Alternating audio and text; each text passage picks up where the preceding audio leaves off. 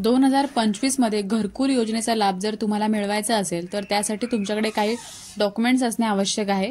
कोणकोणते डॉक्युमेंट्स तुमच्याकडे असायला पाहिजेत आणि डॉक्युमेंट तयार असतील तर तुम्हाला 2025 मध्ये ग्रामपंचायत अंतर्गत सर्वे केला जाणार आहे. नवीन फॉर्म भरून घेतले जाणार आहेत. महाराष्ट्रासाठी तब्बल 20 लाख घरे मंजूर करण्यात आली आहेत. घरांसाठी ज्या काही विविध योजना असतात राज्य सरकारकडून, केंद्र सरकारकडून, त्यासाठी लागणारे डॉक्युमेंट्स आपण या व्हिडिओमध्ये पाहणार आहोत.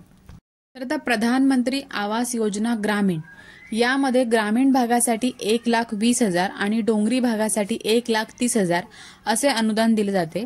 हा निधी वाढवण्यात येणार आहे. तो किती वाढेल त्याचा GR आला की समजेल. निवड प्रक्रिया जी आहे ती ग्रामसभेस दिली आहे. कोण पात्र कोण अपात्र याची निवड आहे ती ग्रामसभेत होणार आहे. आता निवड प्रक्रिया कशी होणार आहे? पॉइंट जो 2017-18 मध्ये सर्वे झाला होता आवास प्लस नावाचा, यामध्ये भरपूर लाभार्थी अपात्र झाले होते. अशा लाभार्थ्यांना सुद्धा ह्या योजनेमध्ये सामावून घेतले जाणार आहे आणि ज्यांनी फॉर्म भरलाच नाही त्यांना सुद्धा परत संधी मिळणार आहे. एक नवीन सर्वे घेतला जाणार आहे. दुसरा पॉइंट, प्राधान्य कोणाला दिलं जातं, म्हणजे जेव्हा घरकुलची लिस्ट लागते तेव्हा लिस्ट लागल्यानंतर पहिलं नाव कोणाचं येतं, नंतर कोणाचं येतं, कधी ह्या लिस्टला नाहीये दुसऱ्या लिस्टला काय येतं, ते प्राधान्य कशानुसार देतात ते आपण ह्याच्यामध्ये बघून घेऊया.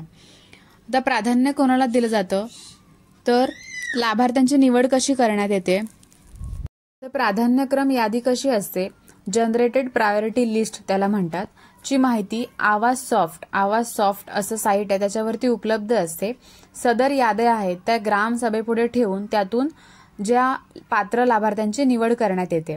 तर प्राधान्याचा क्रम असा असतो की यादी बेघर, 1 खोली लाभार्थी, 2 खोली लाभार्थी याप्रमाणे निश्चित केलेली आहे.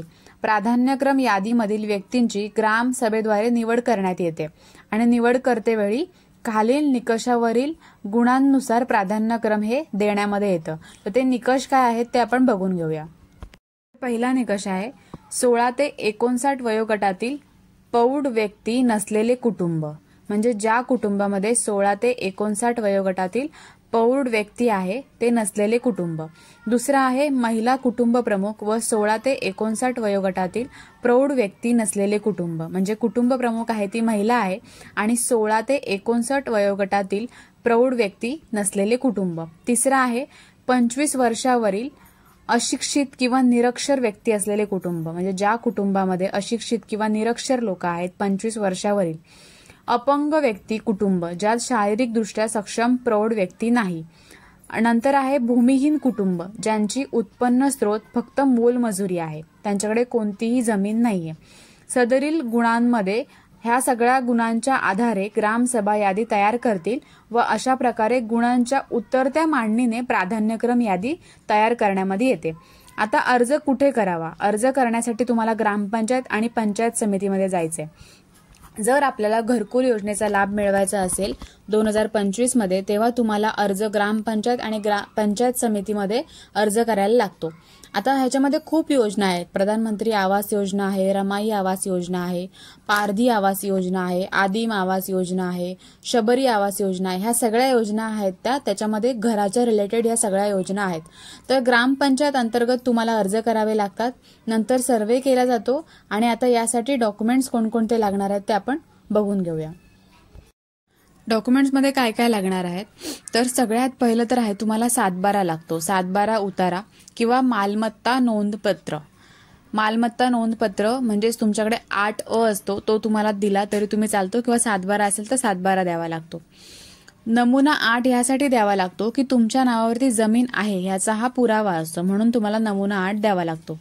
पण ज्यांच्याकडे जागाच नाहीये, कोणती जमीनच नाहीये घरकुल बांधण्यासाठी, अशा लाभार्थ्यांसाठी घरकुल जागा खरेदी करण्यासाठी अनुदान दिले जाते पंडित दीनदयाल घरकुल जागा खरेदी अंतर्गत. आता तुम्हाला ही योजना माहिती नसेल, पण ज्यांच्यासाठी ज्यांना लाभ घरकुलाचा मिळत आहे पण त्यांच्याकडे जागा नाहीये घरकुलासाठी, त्यांना पंडित दीनदयाल घरकुल जागा खरेदी अंतर्गत 1 लाख रुपयाचं अनुदान दिलं जातं.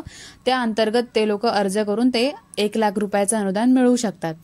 तर दुसरं आहे आधार कार्ड, रेशन कार्ड किंवा निवडणुकीचं ओळखपत्र, त्याच्यानंतर विद्युत बिल म्हणजे आपलं जे लाईट बिल असतं ते ॲड्रेस प्रूफसाठी लाईट बिल. आता आहे मनरेगा कार्ड. मनरेगा कार्ड हे तुम्हाला घरकुलासाठी लागतंच, हे कंपल्सरी आहे. तर मनरेगा जॉब कार्ड तुम्हाला कुठे मिळेल? मनरेगा जॉब कार्ड तुम्हाला ग्रामपंचायत अंतर्गत जो ग्राम रोजगार सेवक आहे त्याच्याकडे आधार कार्ड आणि बँक पासबुक आणि 2 फोटो हे तुम्ही त्याला द्यायचेत. तो जॉब कार्ड बनवून देतो. 2 ते 3 दिवसामध्ये तुम्हाला हे जॉब कार्ड आहे ते मिळून जातं. त्याच्यानंतर तुम्हाला बँक पासबुक द्यायचं आहे. बँक पासबुक हे डीबीटी लिंक असलेलं पाहिजे, कारण हे जे घरकुलचे पैसे येतात ते तुमच्या डायरेक्ट खात्यामध्ये येतात. तुमचं आधार कार्ड ज्या बँकेला लिंक आहे त्या खात्याला येतात, म्हणून तुमच्या बँक खात्याला डीबीटी लिंक असणं गरजेचं आहे. त्यावरच तुम्हाला हे जे घरकुलाचे पैसे आहेत ते येणार आहेत. तर अशा प्रकारे हे डॉक्युमेंट्स तुम्ही तयार ठेवायचेत. मनरेगा जॉब कार्ड नसेल तर मनरेगा जॉब कार्ड बनवून घ्यायचंय. जेव्हा फॉर्म भरायला सुरुवात होईल तेव्हा तुम्हाला हे डॉक्युमेंट्स लागतील आणि हे असेल तर तुम्हाला घरकुल मिळेल. अशा प्रकारे बऱ्याच योजना घरांच्या निघत असतात, त्याच्यामध्ये सगळ्यांसाठी हेच कागदपत्र असतात. तर ज्यांच्यासाठी हा व्हिडिओ महत्त्वाचा आहे त्यांच्यासोबत तुम्ही शेअर करू शकता.